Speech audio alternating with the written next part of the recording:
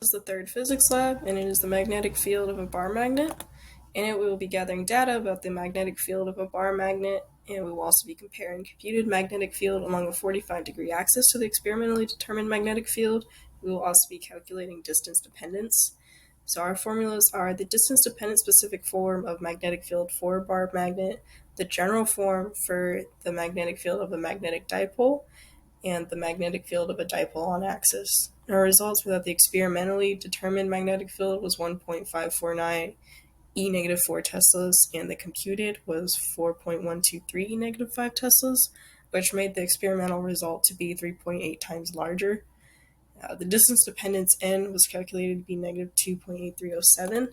So these are our initial conditions that will be put into the code, but to find them, we first have to look at our Excel sheet. So this is the dperp, and this is the bnet that we will use in the distance dependence formula.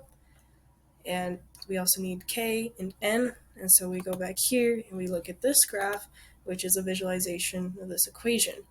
So our slope here is going to be n, and we don't have to change it because slope is just a ratio, but k on the other hand is the y-intercept, but k is natural log of k. So in order to isolate k, we just take e to the natural log of k. Then we plug it back in here, we rearrange the equation, and we get r to be this.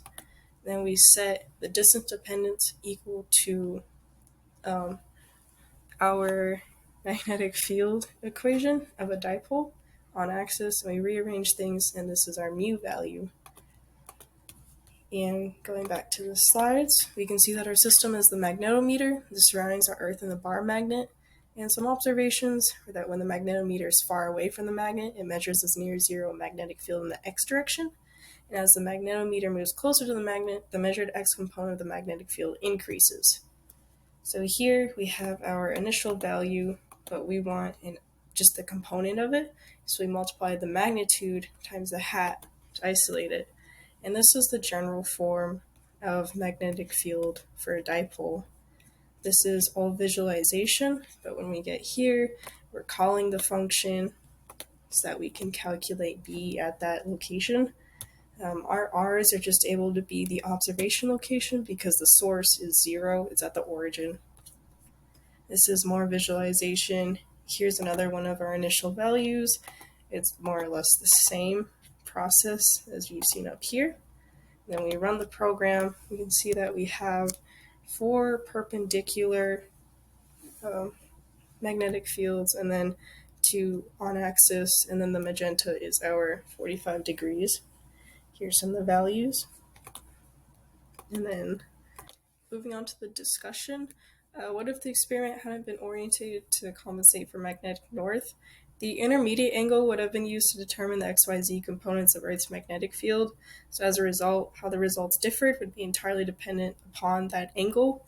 So basically, if our angle was between 45 degrees and 90, our compensation would feature a y component that was greater than the x component. So the y component would differ to a greater degree than the x because sine is higher than cosine with theta 45 or between 45 and 90 degrees. And if we were to stick 2 identical magnets end to end together, the magnetic field would be stronger overall. However, how much stronger would be determined by the observation location's proximity to the source locations, since the magnets cannot occupy the same point at the same time. And bnet would be calculated by adding the magnetic fields of both magnets with respect to the observation location. If I were to do this lab again, I would redo the experiment in location that wasn't the Colk, because the Colk has so much technology in it that you can't really get it close to 49 microteslas. We were at around 55 to 57 microteslas for the Earth's magnetic field.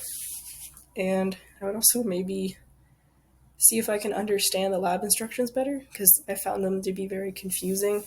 So I wasn't too sure if my